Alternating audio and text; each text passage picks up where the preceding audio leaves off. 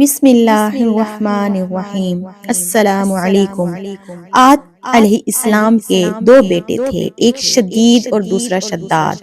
شدید 700 برس کی بادشاہی کر کے مرا، بعد اس کے شداد ملعون بادشاہ ہوا۔ تمام روئے زمین مسخر اور زیر حکم اس کے ساتھی بحق تعالیٰ نے ہود علیہ السلام کو اس کی ہدایت کے لیے بھیجا، اور حضرت نے اس سے کہا، اے شداد، خدا فرماتا ہے کہ 1000 برس کی عمر تجھے بخشی، اور 1000 گز تو نے پالی، اور 1000 ہونیں خوبصورت تو نے پائیں، اور 1000 لشکر تو نے پائے۔ اب شکر خدا کا بجا لا، اس کو واحد جان اور بھی واحد خدا تعالیٰ تجھے نعمت بے انتہا بخشے گا، اور اس کا حساب کتاب قیامت میں نہ لے گا، اور بے حساب تجھے جنت میں داخل کرے گا۔ ہود علیہ السلام نے جب یہ باتیں اچھی راہ نجات کی بتنائی، لیکن کچھ اس معلوم کے اثر نہ ہوا، اور کہا، اے ہود، تو مجھے بحشت کی طمع دکھاتا ہے؟ میں نے صفت بحشت کی سنی ہے، میں بھی دنیا میں اس کی ایک بحشت بناؤں گا اور اس میں جا کر رہوں گا۔ تجھے تیرے خدا کے بحشت کی کچھ حاجت نہیں۔ اور اس معلوم نے اسی وقت ہر ایک ملک میں بادشاہوں اور وزیروں اور اکباروں کو خط لکھے، یعنی جس زمین میں زمین ہامون ملے، یعنی زمین ہموار اور میدان مسلح یشیب و فراز، اس میں کچھ نہ ہو، قابل بنانے بحشت کے ہو، ٹھہرا دیں۔ کہتے ہیں کہ 1000 ملک اور 1000 شہر زیر حکم اس کے تھے، ہر سو ہر شہر میں لاکھ مرد موجود تھے۔ ایک مدت تک زمین ہامون ایسی صفت کی ڈھونڈتے عرب میں قطع زمین مسافت 40 فرنگ کی ملی۔ امیر امراء کو حکم ہوا کہ 3000 استاد کام پر لگائیں، اور ہر ایک کے ساتھ 100 مرد کاریگر مقرر ہوں، اور سارے ملک کا خزانہ وہاں لا کر جمع کریں۔ پہلے 40 گز زمین نیچے سے کھود کر سنگے مرمر سے بناؤ، بحشت کی درست کی گئی، اور دیواریں چاندی اور سونے کی اینٹوں سے اٹھائی گئیں، چھت اور ستون زمرد سبز سے بنائے۔ چنانچہ حق کے تعالیٰ نے حضرت رسالت پناہ صلی اللہ علیہ وآلہ وسلم کو شداد لعین کی بحشت کے حال سے اور ستونوں سے اس کی خبر دی کہ دنیا میں کسی نے ایسی بحشت نہیں بنائی۔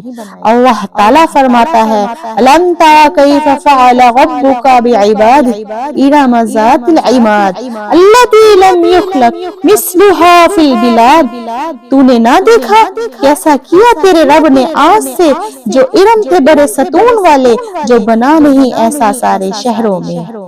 یعنی عاد ایک قوم تھی، ارم اس میں قبیلہ تھا، اس میں سلطنت تھی، ان میں امارات تھے، وہ بناتے بڑی بڑی اونچی، اور صفتیں اس کی بحشت کی یہ ہیں کہ درخت اس کے نفس چاندی اور نفس سونے کے بنائے تھے، اور پتیاں اس میں زمرد سبز سے جڑی تھیں، اور ڈالیاں اس کی یاقوت سرخ کی تھیں، اور میوے انواع و اقسام کے اس درخت پر لگائے تھے، بجائے خاک کے اس میں مشک و عنبر اور زعفران سے پر کیے تھے، اور بجائے پتھر کے اس کے صحن میں موتی اور مونگے ڈالے تھے، اور نہریں اس میں شیر و شراب اور شہد کی جاری کی تھیں، اور بحشت کے دروازے پر 4 میدان بنائے، اشجار میوہ دار اس میں لگائے تھے، ہر ایک میدان میں لاکھ کرسیاں سونے چاندی کی بچھی تھیں، ہر کرسی پر 1000 خواہ میں اقسام طرح کی نعمتیں رکھی تھیں، اور خبر ہے کہ 40,000 خزانے چاندی اور سونے کی بحشت کے خرچ کے لیے جاتے تھے،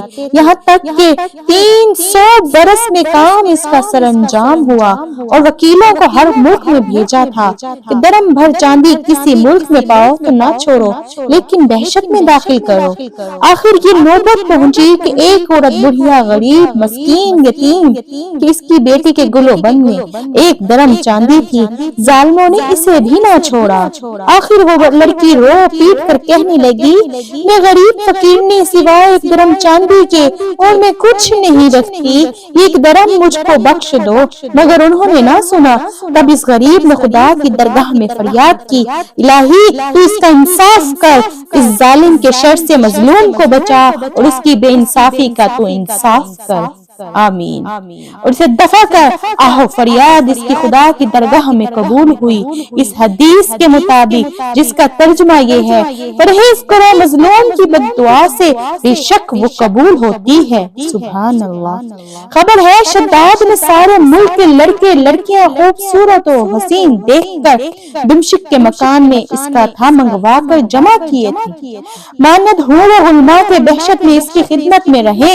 10 برس تک وہ کافر قصد کرتا رہا کہ بہشت کو جا کر دیکھے، مگر خدا تعالیٰ کو منظور نہ تھا وہ بہشت میں جاوے۔